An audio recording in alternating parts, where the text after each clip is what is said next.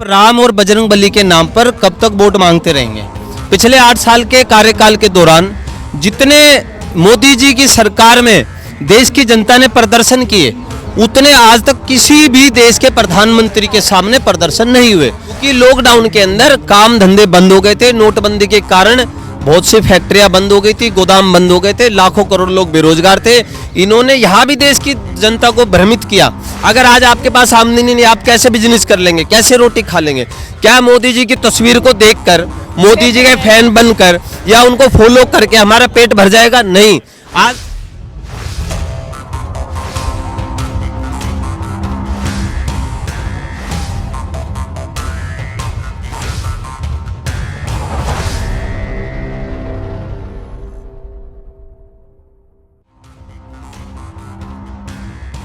नमस्कार, मैं हूं गुरपिंदर और आप देख रहे हैं द भारत खबर।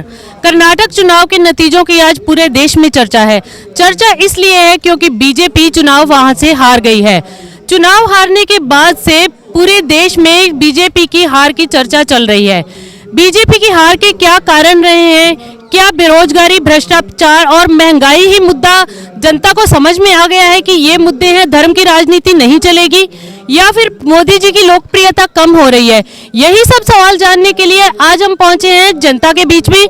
जनता से जानते हैं कि आप बताइए। देखिए, कर्नाटक का मुख्य मुद्दा जो हार का है भारतीय जनता पार्टी का, जिस तरीके से भारतीय जनता पार्टी ने पिछले 8 साल में भारत देश की जनता को मूर्ख बनाया धर्म की राजनीति के नाम पर, उसका जवाब कर्नाटक की जनता ने दिया। और अब ये पूरे देश के अंदर एक संदेश गया है कि आप राम और बजरंगबली के नाम पर कब तक वोट मांगते रहेंगे।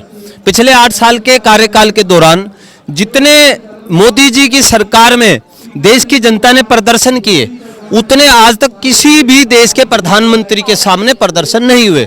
किसान क्या, मजदूर क्या, शिक्षक क्या, बैंक कर्मी क्या।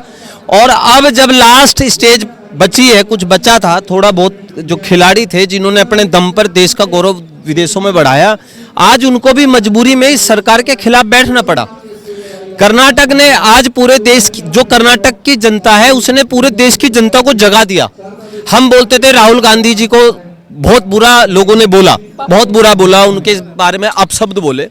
जिस परिवार ने इस देश को 3 प्रधानमंत्री दिए, जिस परिवार ने इस देश पर 3 अपनी पीढ़ी कुर्बान कर दी, उस परिवार के बारे में प्रधानमंत्री जी जब स्टेज से अपशब्द बोलते हैं, वहीं हमें महसूस हो जाता है कि इस व्यक्ति के अंदर नेतृत्व करने की काबिलियत नहीं है। लेकिन क्योंकि देश की जनता की आंखों में धूल झोंकी गई, कुछ ऐसे, सभी नहीं लेकिन कुछ ऐसी गोदी मीडिया के चैनल थे जिन्होंने देश की जनता के माइंड को घुमा दिया, जिसके कारण भ्रमित हो गए, क्योंकि भोली भाली जनता है। और उसके बाद देश की जनता से जो गलतियां हुई, अब देश की जनता उसे सुधारना चाहती है। जिस तरह से बीजेपी ने महामारी में भी राशन बांटा है घर में, ये सारे मुद्दे में लेके और धर्म की राजनीति करके 2024 की राह क्या आसान होगी बीजेपी के लिए? देखिए, बीजेपी ने जो राशन बांटा है, दरअसल मैं आपको एक छोटा सा बताता हूँ कि 4 किलो गेहूं एक व्यक्ति के नाम का मिलता है।